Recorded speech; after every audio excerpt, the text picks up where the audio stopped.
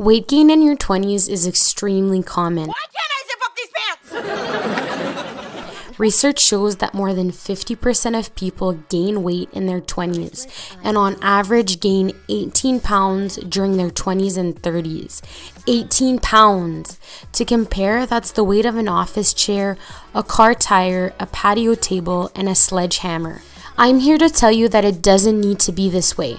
I'm Emily from Health Insight. I'm a kinesiologist and physical health and education teacher, and in today's video, I'll be talking about why women tend to gain weight in their 20s and how to stop it from happening to you. So first and foremost, why do so many women gain weight in their 20s?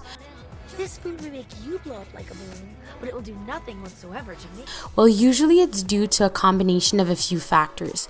So first, it's the slowing of your metabolism, meaning that your body becomes less effective at burning calories, meaning that you begin to store fat.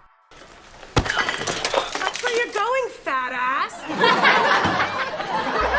A woman's metabolism typically slows down by 2 to 3% each decade, starting in your 20s. It's not fair! Second, it's common for people in their 20s to be less physically active than when they were teens. What I often see is people going from competitive sports in high school and being physically active 4 to 5 times per week to joining a women's sports league, playing once per week, and barely breaking a sweat. Third is that people tend to consume more calories in their 20s. Often, this is directly linked to eating more junk food and fast food and drinking more alcohol. Most of you have probably heard of the freshman 15, which refers to how lots of people gain around 15 pounds during their freshman year of college.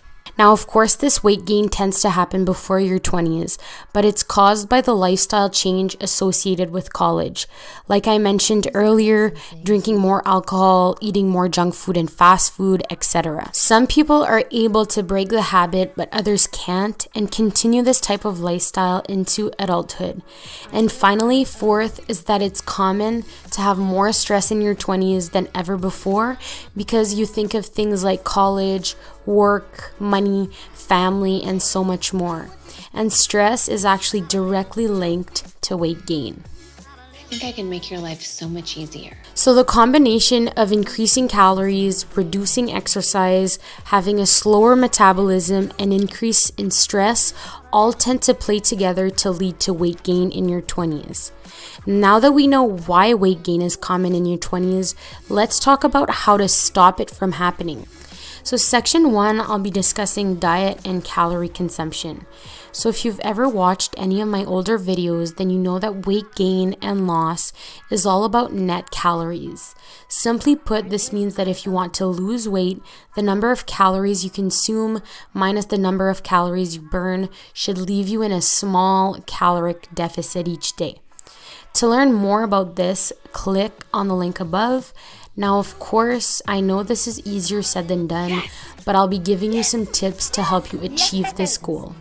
Tip number 1 is intermittent fasting. So I believe the best intermittent fasting schedule is the 16-8 fasting schedule, which allows you to eat during an 8-hour window each day. I suggest this eating window should be from 11 a.m. to 7 p.m. The 16-hour fast has been proven to lead to more fat burning when at rest, and only eating during an 8-hour window reduces your chances of overeating and eating late night snacks. So to learn more about the 16-8 intermittent fasting schedule, click on the link above. Tip number 2 is intuitive eating. So when you're practicing intuitive eating, you're not following a specific diet, you're not eating or avoiding specific foods or eating only at certain times, but rather you're honoring your hunger and respecting your fullness. With this approach, you should see food as fuel for your body, and you should see your hunger as a gas gauge from 0 to 10. You should always aim to eat when your hunger level is at a 3, and you should always stop eating when your hunger level is at a 7 or an 8. You should never eat to the point of being at a 9 or a 10. The goal is to eat when you're hungry and not overeat. What are you eating? I don't even know. I just know I'm hungry. All the time. So tip number 3 is to eat more fruits and vegetables and less fast food and junk food. So this one may seem very obvious, but let me explain. Eating fruits and vegetables contains less calories than junk food and fast food and leaves you feeling full for longer. By eating more fruits and veggies, you can eat more food less often, consuming less overall calories, all while not constantly fighting that feeling of hunger. Ooh, I guess I'm a little hungry too. Tip number 4 is being aware of the calories consumed in your drinks, especially alcohol and soda. So alcohol contains a lot of calories. The average beer has 150 calories and the average glass of wine has around 120. So if you're having either a few drinks per night or binge drinking once in a while, then your calorie consumption is increased. Of course, I'm not here to tell you that you need to completely stop drinking alcohol. What I'm telling you is that if you don't want to gain weight, you need to be smart about it.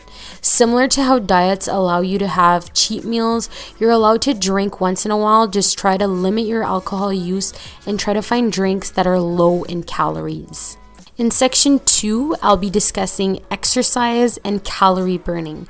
So people tend to exercise less in their 20s, like I mentioned at the beginning of this video. Your 20s can be a busy time in your life. You may be in college, working, traveling, or starting a family. It's a sad reality, but in your 20s, you usually have less time for yourself, meaning less time for physical activities that you love. That being said, you still need to find time to exercise. Even if I wanted to go, my schedule wouldn't allow it. Tip number 1 is exercising in your everyday life.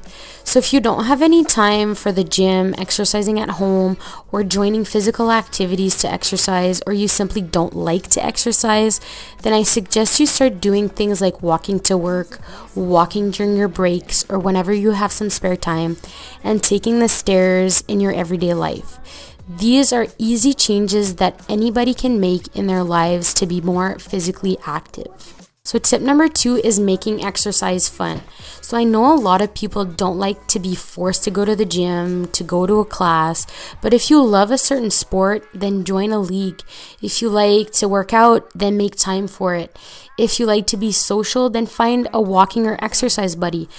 There's always a way to make exercise fun. For example, for myself, I like to play volleyball, and now that I'm in my 20s, I joined a volleyball league and play twice per week, and sometimes I play in mini tournaments on the weekends. This way, I can remain active and have fun while doing it. In section 3, I'll be discussing sleep and stress management. So poor sleep and chronic stress are directly linked to weight gain, like I mentioned. Both lead to hormonal changes and increased cortisol level that impact blood sugar levels, blood insulin levels, lead to cravings for high-calorie foods, and leave you feeling hungry more often. My goal is to make this office as peaceful a place. On top of that, poor sleep and chronic stress actually impact your metabolic rate and gut health, which both influence how your body is able to use the calories you consume for fuel and the amount of calories stored away as fat. My only tip here is that if you have poor sleep, whether it's an inability to fall asleep, stay asleep, or find yourself always feeling tired, and or if you experience levels of chronic stress, I suggest that you speak to your doctor or a mental health professional to try and get these problems solved before they cause you more issues. When it comes to sleep and stress, weight gain is not the only problem that you can expect to see in the long term. So it's really important that you fix the issue as soon as possible.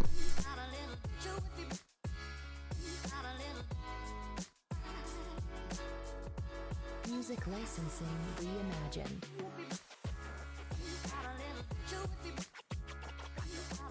I hope you found this video useful. If you did, please hit that subscribe button. It would mean so much.